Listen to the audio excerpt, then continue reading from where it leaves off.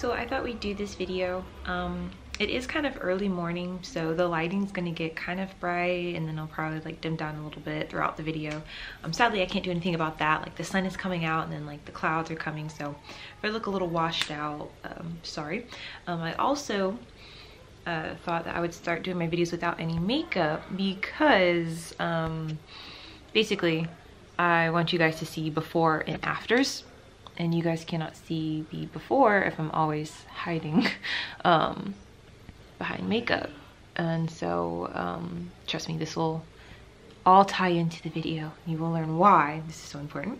But so yeah, so getting started, this was just basically a series of questions that was left on a video, and they're really good questions, so we're just going to talk about it. So how effective is MSM compared to glutathione? In answering that, honestly, I've done it to where I've just taken MSM by itself, but the majority of my 2-year journey now has been both MSM and glutathione. And so MSM by itself can do a lot, but I much prefer taking both of them together. I feel like it's like peanut butter and jelly. It's just like this action-packed duo, which eating either or on its own is still good, but like together it's just amazing. When I was taking MSM on its own, I think I was also taking a lower dose. So when you're taking a lower dose, it's like some of the benefits are definitely going to be, you know, just not as strong. Like you're not going to get as much out of it. So like if you're doing something like 1,000, you will see a difference, but obviously if you take more, you're going to see, you know, more of a change basically. So on its own, yes, it still makes a huge difference in everything from hair to your skin, but together with glutathione, that's when I feel like I see the biggest change and I get, you know, the most. Is it still effective to take it orally instead of rectally? So with MSM, you don't have to take MSM rectally. The only time I've taken MSM rectally would be when I'm doing like a coffee enema. I'll brew the coffee, and then as it's cooling down, I'll add like a tablespoon of MSM powder. Definitely don't waste your like the MSM flakes. Like this is expensive. You get the coarse flakes because it's I feel like it's more pure, and a lot of other people do too. Like they'll try to do this and like switch to the powder and take the powder, and they're like, I'm not getting the same results. And she's like, you're right. Like I feel like for some reason this is like more pure, the coarse flakes. So the coarse flakes, this is easier to take orally. The taste is not as bad. The taste of the powder is awful, but it still works. So if you're going to use it in an enema or something, which is the only time I've taken MSM rectally, would be in an enema, right? So that's like, it's a lot of water. It's like 4 cups of water, and usually it has like, you know, a 1/4 cup of coffee in that. And so basically I just put the MSM in the coffee, allow it to dissolve, and then I would put like a tablespoon of the glutathione too. And you know, it definitely is going to be effective, but I also had the glutathione in there, so I don't want to say it was all the MSM, because I would always mix the two.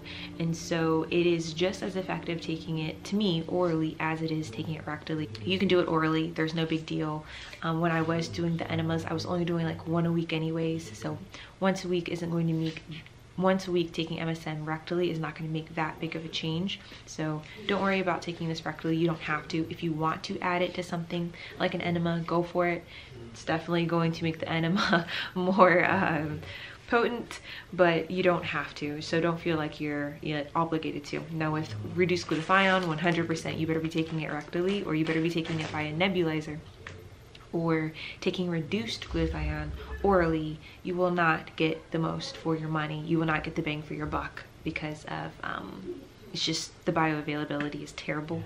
But with MSM, you don't have to worry about that. Does it also increase hair growth on the body? 100%. I have to buy more razors. So usually like I'll get like that 4-pack of like, you know, like the Venus by Gillette, and like, you know, I'll have to buy more of those than I would when I'm not on MSM, because you will have to shave your legs more, you'll have to shave your underarms more. That's just how it is. You'll notice if you get, like if you have to wax this little part here, I have to wax that more, usually like every 2 weeks, where before, like my entire life, I would only have to like maybe do it once a month or once every 6 weeks. Like it just, you know, I just wouldn't have to wax it as much. But so it's going to make all the hair on your body grow faster, and that's just what it is. So on your hair is going to start getting thicker, it's going to start going to get longer. MSM is huge for hair growth. Like it actually really works. And so I've noticed that in a lot of these, like the popular hair growth products that actually work, like the castor oils that are like infused with garlic, it'll also have MSM in it. Hair growth vitamins will also have MSM in it. So MSM is just, if you want to skip that and take like more of it and get the most from your buck, then like just buy your own MSM. Don't worry about what someone else is adding to their products that they're selling you, because a lot of times like they'll raise the price up when you can just buy this yourself and get even more for cheaper. And then if you wanted to, you could I would use the powder if you're adding it to like an oil. So like if you have a castor oil at home, or if you're making your own hair oils, just use the powder. It's easier to blend it in and actually get it to I guess melt into it. Some people would add just a little bit of water and basically dissolve the MSM in the water and then add to their product. That would probably be the smarter way to do it. But yeah, it is really, really helpful to add also to your products. Yeah, you're gonna get longer hair. Like, just be ready. My favorite, I think, secret weapon for just stuff that works 100% is making your own rice water. Doing that for your hair, you could do that maybe once a month, or I'm doing it 4 times a month. And like, trust me, my hair is about to like start growing even more because I'm doing it 4 times a month. But yeah, rice water and MSM, like if you look at those by themselves, you're gonna find so many success stories. Like, this really does change people's hair and their life, and it'll actually make the texture of your hair, it'll improve the texture to where your hair is more, well, easily managed. So if you felt like it was very, very coarse, very, very hard to comb through or to style, it's only going to get better using those 2 products, or just using one on its own. Like, you don't have to use both together, but like that's like the match made in heaven. Like the super combo would be, I would say, rice water and MSM. You could take obviously the MSM orally, and then you would use the rice water as a topical on your hair. You could either put it on as a mask and then rinse it out, or it's more like a hair rinse, or you could use it as a leave-in. I use it as a leave-in, and trust me, your hair is going to grow. It's going to grow. And yeah, right now my natural hair is the longest it's ever been in my life. And yeah, I 100% give just basically all of the kudos to the MSM I've been on these last 2 years, and rice water. How long should it take to see results? So for the skin, definitely after that first month, that's when you'll start noticing things changing up. This goes for the clarity of your skin, and this goes for like the smoothness and the brightness. Usually after about a month, that first month is really, really, really rough. Even if you don't have acne prone skin, like I naturally have acne prone skin, it's just like, it's genetics, it's hormonal acne. So even if you don't, you might notice that you just might start breaking out. And so usually after a couple weeks it will stop. For people who have, you know, severe hormonal acne like I do, where you get like acne on your back, you get acne on your chin, maybe some breakouts on your chest, it definitely is going to, after it gets worse, it will get better. And you'll notice that my skin never 100% cleared up, because just my acne is that bad. But still, even with the breakouts that I have right now, my skin is still, I would say 75% better than it would be if I was not on these supplements. Like, so it's like, even for me having bad skin, this actually is really, really, really good for me. It could be so much, well, it has been very much worse, basically. And so if, gosh, if I look really washed out, I'm sorry guys. Well, also I'm not wearing makeup, so but yeah, it's just the lighting. There's not a whole lot I can do about that, because yeah, the sun keeps on coming in and out. But basically what I'm trying to say is that one of the myths I see this is for glutathione and for MSM, is that it completely clears up people's skin. It might completely clear up your skin if you already don't struggle with acne. So if you're one of those people and you are a grown woman and you are still on acne prone regimen, you're having to use, you know, skincare that basically you've had to use since you started puberty, then that means, you know, you you struggle with acne, so don't think that it's going to clear you up 100%. You're also going to have to look into taking other topicals and other, I guess, more serious methods. But for people who maybe just get the occasional breakout, or just maybe around the time of their period, like they don't really struggle with it, those are the people who it's going to clear up their skin 100%. And that's just by getting on glutathione or just starting MSM.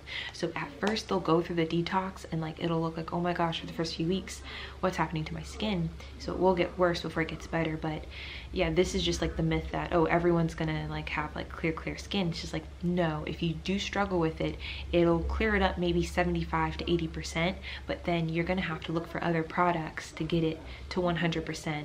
If you'll ever get it to 100%, because trust me, acne is a struggle for some people. But so yeah, it's like, I don't know, I feel like there is some truth in that it helps your skin 100%, and like, but that's only for certain people. Others, you'll have to do more legwork. So I've just started taking something that is more serious, because I'm also using a tretinoin cream, and I'm using like a bearberry extract, alpha hydroxy acid, kojic acid, vitamin E and B3, as well as tea tree on my face, which at first I was like, okay, that combination I probably shouldn't put it on my face because I'm also using the tretinoin cream, but actually it's actually helping. And so that's why I'm gonna start doing my videos without makeup, so we can see the change as it's happening. Because like, you know, at first it would sound like, oh, that's too much for the face, but actually it's doing wonders for it. And so I started actually applying it to my chest and to my back too, and it's only been 4 days, and these cystic acne bumps are like starting to clear up and dry out. And so yeah, well, you and I, like, will watch this transformation happen, because I'll continue to film my videos like this so you guys can see. But yeah, now for someone who does not struggle with acne, this 100% would be too much. You know, it'd probably dry out your face, and you know, it could actually cause issues. But if you do struggle with acne or something like that, like, this is 100%, could probably change your life. So we'll continue to see. Like I said, it's only been 4 days, but there's been a huge change in just 4 days, which it's like, what product does that, starts to change things in 4 days? Like, no product that like I usually use. So yeah, depending on how things continue over the next 2 weeks, I'll make a video on what the product is and every ingredient that's in it, so you guys can either make your own or you can just buy it from where I bought it. But that is that. I have acne prone skin. Would you recommend that I opt for glutathione or MSM? I guess I just kind of answered that. I would say do both. Using both, it definitely helped me. Depending on the severity of your acne, is just whether you're going to get 75% clear skin or 100% clear skin. Just doing MSM and glutathione together, it clears up my skin 75%, which I think is still really, really good, because I was able to get off the medicine that I was on from my dermatologist, which, you know, he had me on, you know, stuff that basically you don't want to be on for years and years and years, but I was on it for years and years and years. So, you know, so it was enough to replace those, but it was not enough to clear it up 100%. So that's why I'm still trying other things. Also, is Yarrow formula reduced glutathione effective? I'm not sure, but from what I've heard from other people, they've never had an issue with it. Just if you're using Yarrow, if you're using the reduced Yarrow, make sure that you're taking it either rectally or you're doing the nebulizer, and yeah, that'll get the most out of it. But from what I've heard, it's fine, and it helps people. Just make sure you're not just taking it orally, and yeah, take it one of those methods. So I hope this video was helpful. If you guys have any questions, just let me know.